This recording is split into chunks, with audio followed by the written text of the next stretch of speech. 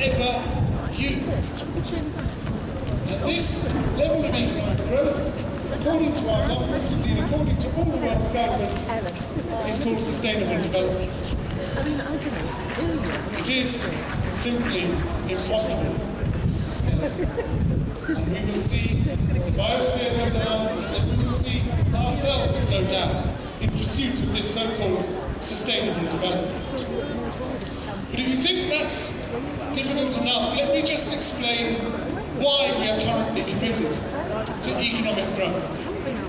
And let me mention something which is very seldom mentioned on political platforms these days for fear of offending people profoundly, and this is the C word, capitalism. Let me try to explain this in very simple terms because it is in fact a very simple problem. At the heart of capitalism is a practice of lending money at interest. You lend £100, you expect to get £105 back. That's what capitalism is all about. It's about using money to make more money. But if you get £105 back, you have done either one of either two things. You've done one of two things. The first is to increase the money supply by 5%. The second is to increase the velocity of transactions, in other words, the speed at which people spend, by 5%.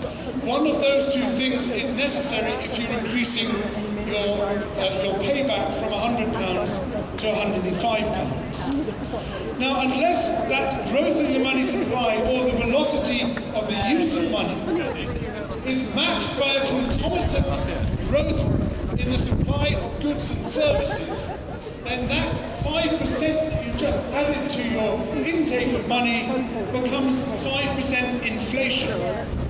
The only way in which that growth in the money supply is not inflationary is if it is matched by a concomitant growth in the supply of goods and services. If that is not the case, the system collapses. This is why the Bank of England is established, to prevent inflation. It prevents inflation by encouraging the supply of goods and services to match the supply of money. Capitalism, in other words, is inherently dedicated to a growth economy. You cannot, ladies and gentlemen, have green capitalism. It is a contradiction in terms. Jawohl, mein Herr. And you don't even have to take a political position to say that. You don't have to say that you're a socialist or a communist. You just have to understand that mathematically it cannot work. Thank you, George. Our challenge is not just to change our light bulbs and drive better cars or even ride our bicycles. It's not just to decarbonise our energy supply by 100%. It is to change our entire economic thinking and our entire economic system. And that requires, ladies and gentlemen, more than technical thinking, more than economic thinking, more than political thinking. It requires a profound ethical and philosophical shift which can only take place within our own hearts. This, ladies and gentlemen, is a revolution of the spirit that is required as well as a revolution of our political systems.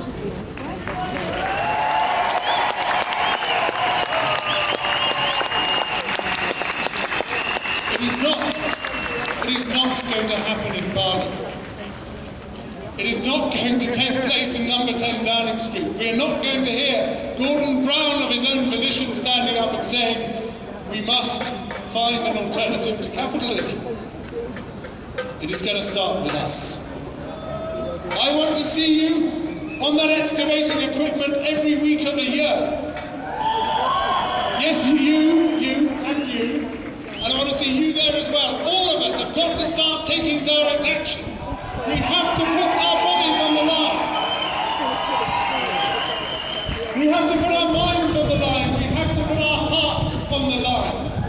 Because nothing other than a full 100% commitment with every cell in our bodies, with every breath we take, is going to carry out this transformation of our thinking and of our acting, which is required by the greatest challenge that humanity has ever faced. Only 3 questions are now worth asking of ourselves, and they are as follows. If not now, when? If not here, where? And if not us, who?